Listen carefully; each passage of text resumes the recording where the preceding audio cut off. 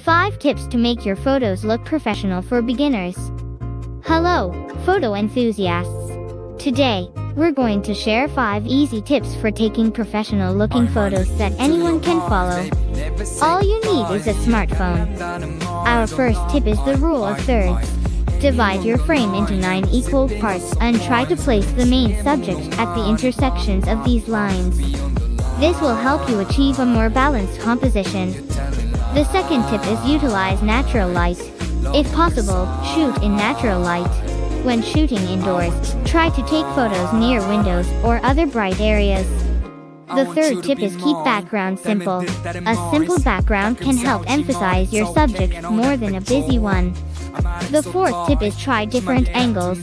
Don't always shoot from eye level. Try different angles from below, from above. Get creative.